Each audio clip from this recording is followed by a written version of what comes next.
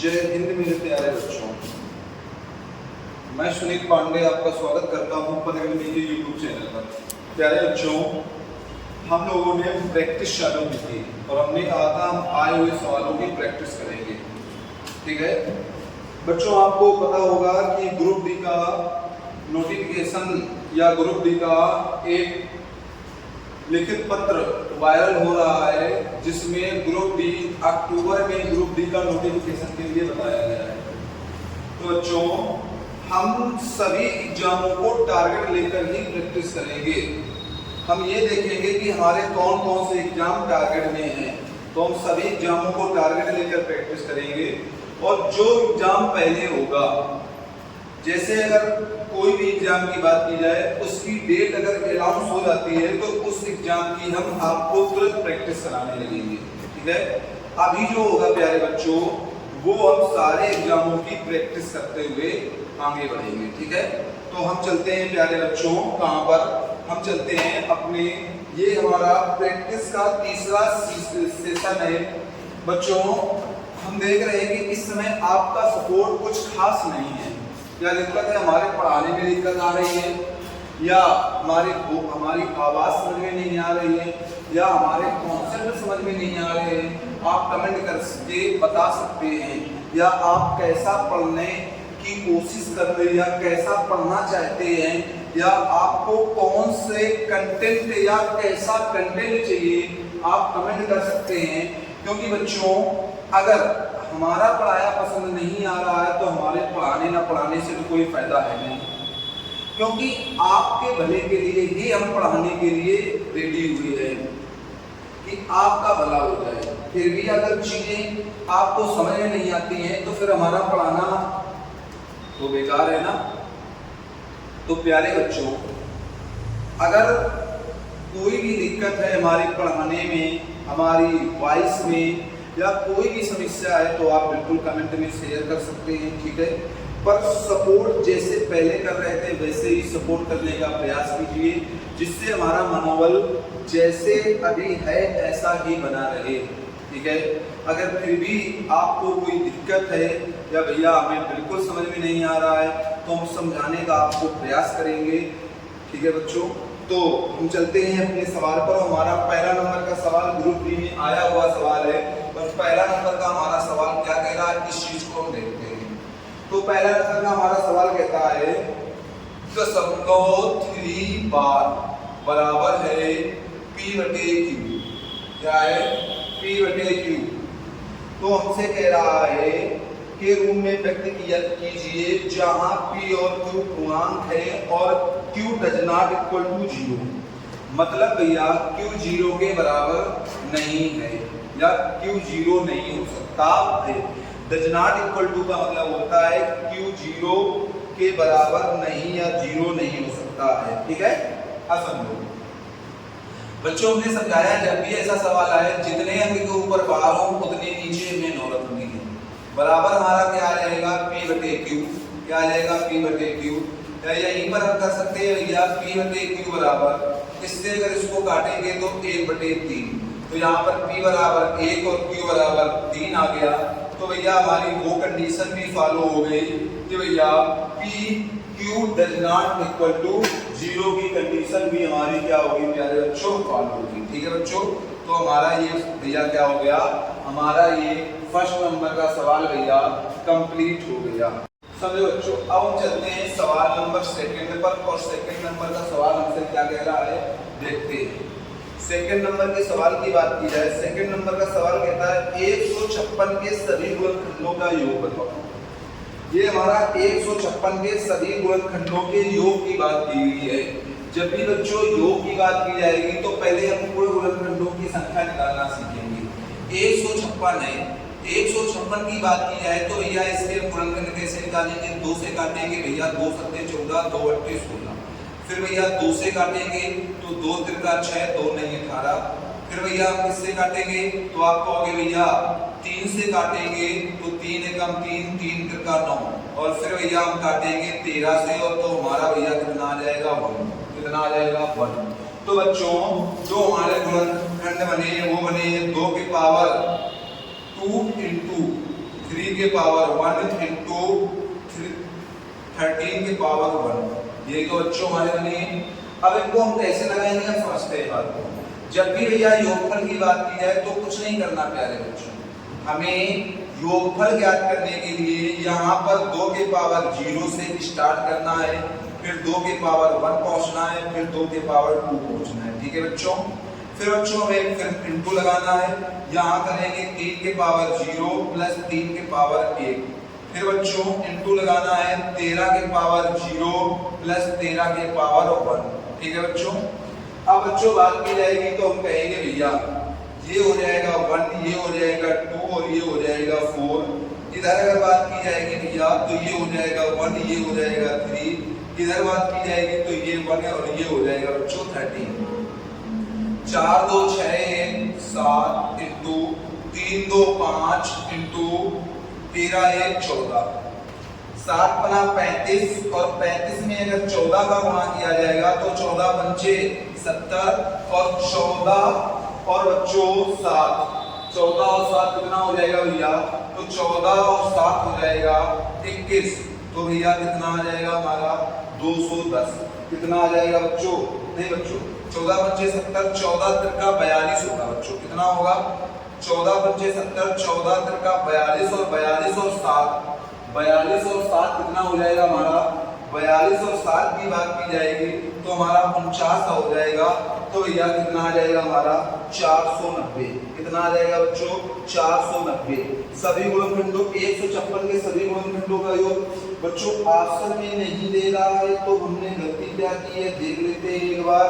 हम देखते हैं भैया यहाँ पर हमने कहा 2 से काटा, फिर 2 से काटा, फिर 3 से काटा, फिर 13 से, फिर हमने कहा 2 के पावर यहाँ पर 1, 2 के पावर 1 की वैल्यू 2 और यहाँ पर 4। ठीक है, यहाँ पर भी सही है, कोई दिक्कत नहीं है, यहाँ पर भी सही है।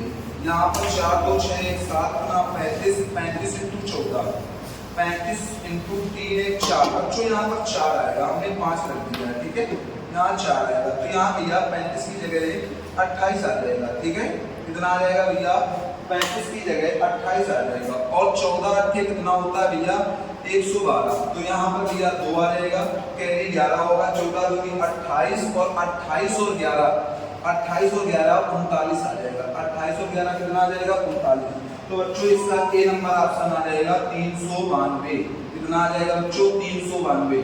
और ऐसे सवालों को ऐसे ही हम करते हैं। जब भी योग की बात की जाएगी जो पावर हमें दिया है उसको 0 से लेकर उस पावर तक ले जाना है। ठीक है बच्चों, चलते हैं तीसरे नंबर सवाल पर और देखते हैं तीसरा नंबर हमारा सवाल क्या कह रहा है। तीसरा नंबर सवाल कहता है 213 के पावर 6 का अंतिम अंक ज्ञात करो।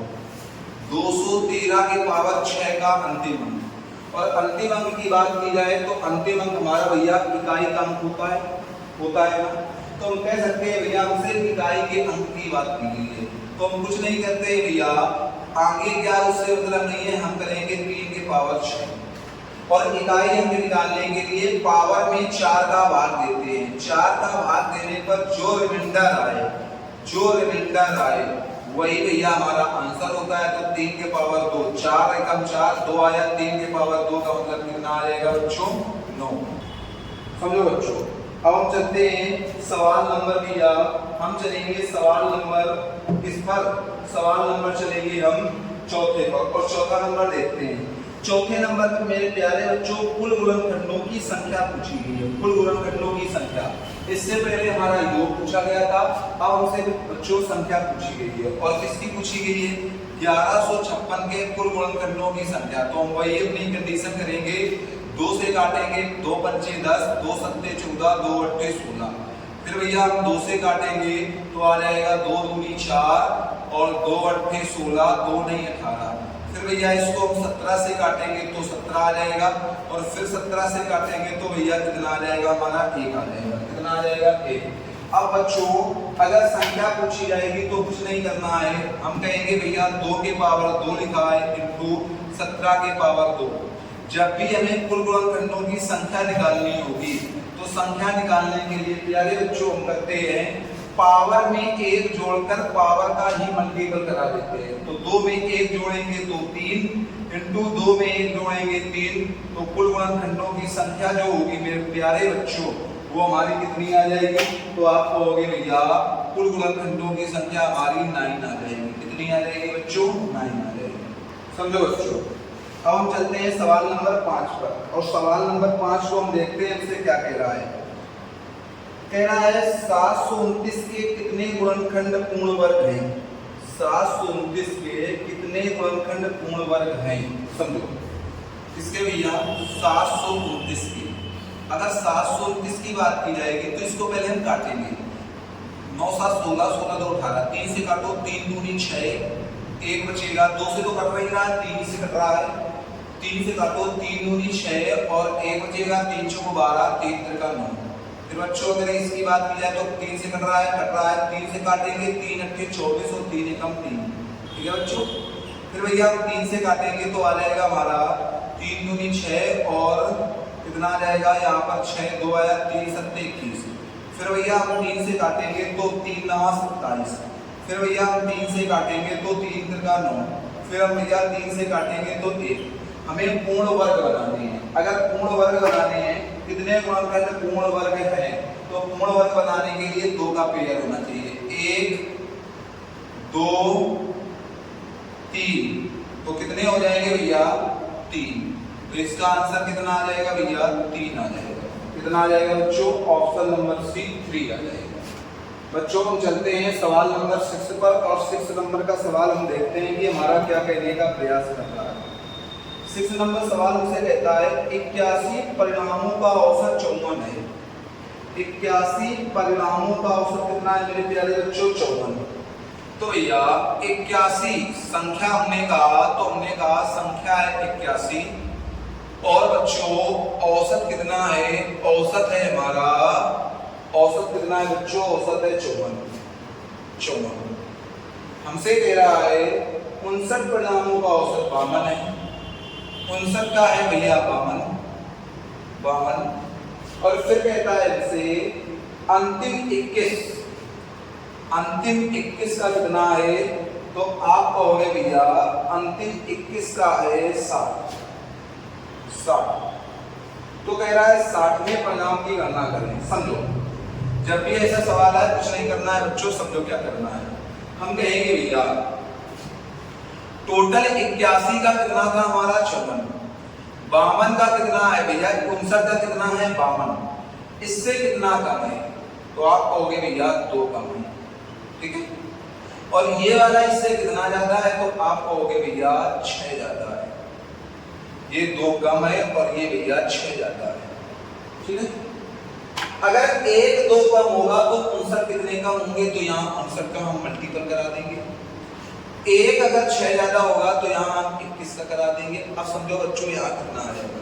2 नहीं 18, 2 पंचे 10 1 11, माइनस का 118, 21, 6 कम 6, 6 दूनी 12, प्लस का ये आ जाएगा।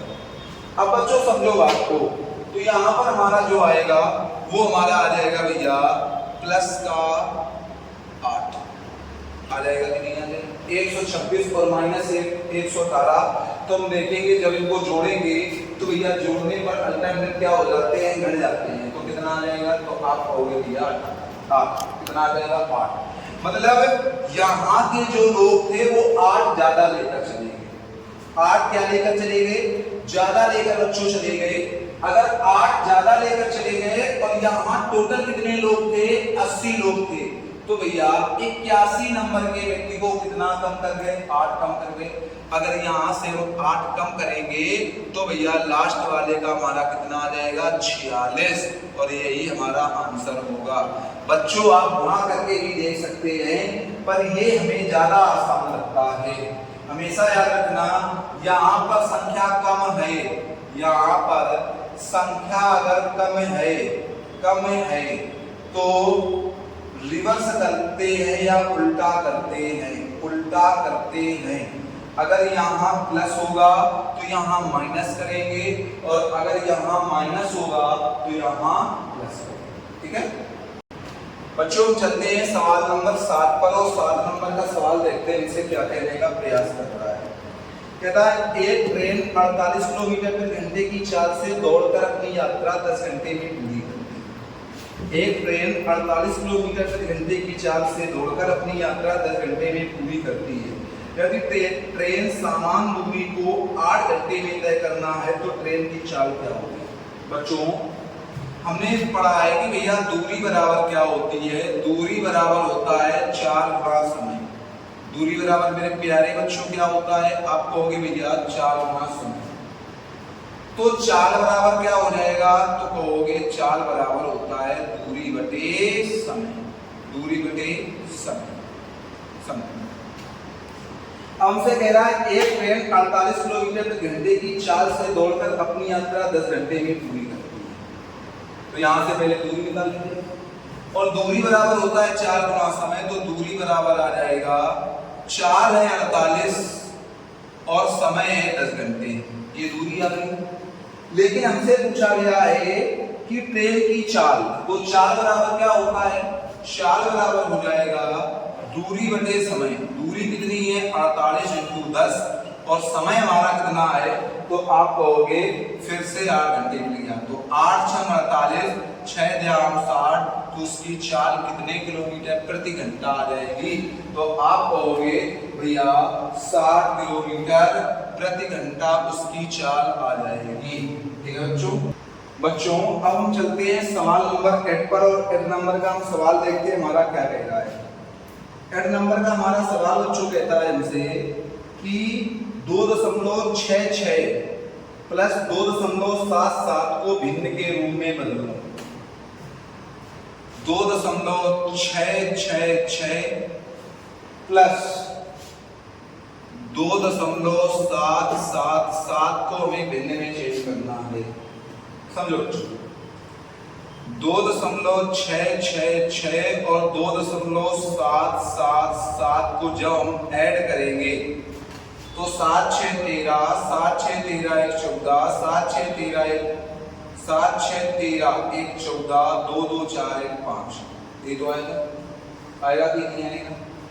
या हम इससे ज्यादा भी करेंगे, जैसे हमने आपसे कह दिया 2.66666 यहाँ पर हम करते हैं और यहाँ पर हम करते हैं 7 7 7 7 7 और 7 और फिर ऐड करें तो आप कहोगे 7 6 13, 7 6 13 1 14, 7 6 13 1 14, 7 6 13 1 14, 6 13 1 14, 7 6 13 1 14 और 2 2 5 4 1 5।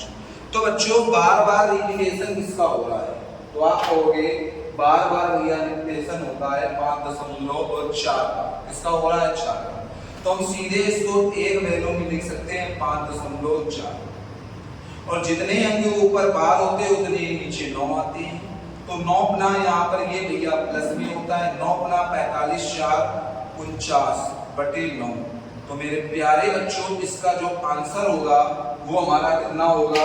तो आप कहोगे 49/9, ऑप्शन नंबर सी। हमारा नेक्स्ट नंबर का सवाल क्या कह रहा है? सवाल नंबर 9 हमसे कहता है 1.427। ये तो है, यहां पर हमारा बार लगा है और हमसे कह रहा है सही सरलीकरण बार दशमलव की पुनरावृत्ति को दर्शाता है। इसको सॉल्व करना है। समझो, तो ऐसे सवाल को कैसे सॉल्व करेंगे? दशमलव के पहले क्या है? कोई मतलब नहीं है। जो संख्या है उसको सेम रखा रहने देते हैं, जिसके ऊपर बार नहीं है उसको घटा देते हैं बटे यहाँ पर 1 कर देना। ये दशमलव प्लस में है, ठीक है? या दशमलव ही रखा रहने दोगे तब भी कोई दिक्कत नहीं।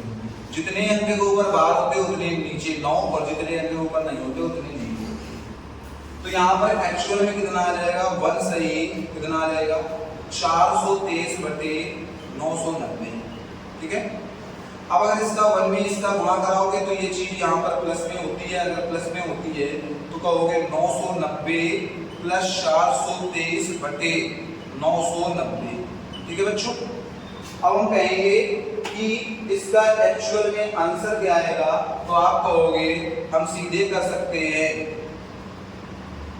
ये 3 हो जाएगा, ये 9 2 11 हो जाएगा, ये 9 4 13 1 14/990 आ जाएगा। ठीक है। अब देखते हैं कट रहा है क्या किसी से। 4 3 7 2 9, 9 से कट रहा है। 9 एकम 9, 5 बचा 9 अपना 45, 6 बचा 9 सत्ते 63, 9 से काटेंगे तो 110। इसके अलावा किसी से कट रहा है, कोई बात नहीं, ऑप्शन नंबर हमारा बी मिल गया है और बी नंबर का ऑप्शन दे रहा है हमारा 157/110। तो यही हमारा बच्चों इसका राइट आंसर होगा। यही हमारा इस सवाल का प्यारे बच्चों राइट आंसर होगा। समझो बच्चों, आज के हम अंतिम सवाल पर और 10 नंबर सवाल पर बात करेंगे। हमने आपसे कहा था आपको प्रैक्टिस में हम टोटल 10 सवाल कराया करेंगे और 10 सवाल वो होंगे जो हर चैप्टर की मिक्स सीरीज होगी और पेपर में आए हुए क्वेश्चन होंगे, ठीक है।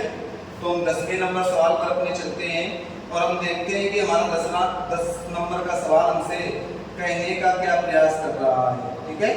तो 10 नंबर सवाल की बात की जाए तो 10 नंबर का सवाल कहता है 4.56 के ऊपर क्या है 5 और इसके ऊपर 12 है। तो कह रहा है ये बराबर है P/Q। अब हमसे कह रहा है कि रूप में व्यक्त किया गया है जहां P और Q पूर्णांक है और Q does not equal to 0 है, मतलब Q की वैल्यू ना तो 0 है ना तो 0 के बराबर है, ठीक है। समझो दशमलव के पहले क्या है उसको सेम रखा रहने दो, जो संख्या है सेम रखो, जिसके ऊपर बार नहीं है उसको घटा दो, जितने अंक के ऊपर बार है उतने नीचे 9, जितने अंक के ऊपर नहीं है उतने 0। तो यहाँ पर बराबर P/Q, ठीक है। यहाँ पर बात करेंगे 4 और ये अगर घटेगा तो 562/990 बराबर P/Q, ठीक है। आंसर चेक कर लेते हैं क्या देने का प्रयास कर रहा है। तो अभी हमारा आंसर नहीं मिल रहा है तो हम देखते हैं 4 तो यहाँ पर ऑप्शन में है, 4 तो है तो 4 में हम कोई भी कुछ भी टच नहीं करेंगे बच्चों। वहां पर आपको ऑप्शन मिलते हैं तो ऑप्शन के अकॉर्डिंग ही चलना। तो 4 को भी हम भैया टच नहीं करेंगे, लेकिन इसमें देखते हैं 6 5 11 और 11 2 बच्चों कितना हो जाएगा। तो 11 2 हमारा 13 हो जाएगा और 13 हो जाएगा तो बच्चों ये कट भी तो नहीं रहा है ना, ये कट भी तो नहीं रहा है। तो भैया हमारा आंसर एक्चुअल में क्या होगा 562 ऑप्शन के अकॉर्डिंग। अच्छा ये 2 से कट जाएगा क्या, देख लेते हैं ऑप्शन के अकॉर्डिंग। 2 दूनी 4, 2 अट्ठे 16, 2 एकम 2 से काटेंगे तो 495 आएगा। तो 281/4 के नंबर ऑप्शन में सही। तो हमारा जो आ जाएगा आंसर वो आ जाएगा क्या आ जाएगा 281/495 P/Q की वैल्यू होगी, ठीक है बच्चों। तो ये हमारा आज के वीडियो का अंतिम सवाल है, आज की वीडियो का अंतिम सवाल है बच्चों। आपसे केवल एक ही विनम्र निवेदन है कि ज़्यादा से ज़्यादा शेयर कीजिए। आपका जितना अच्छा सपोर्ट होगा उतना ही हमारा मनोबल बढ़ेगा, ठीक है। अगर आप अच्छे से सपोर्ट करते हैं तो रेगुलर आपको वीडियो देते रहेंगे, अगर नहीं सपोर्ट करते हैं, हमारा पढ़ाया पसंद नहीं आ रहा है तो बच्चों फिर तो कोई किसी का कुछ समाधान ही नहीं हो सकता है। आज की क्लास यहीं तक, मिलते हैं आपसे नेक्स्ट क्लास में, तब तक के लिए जय हिंद।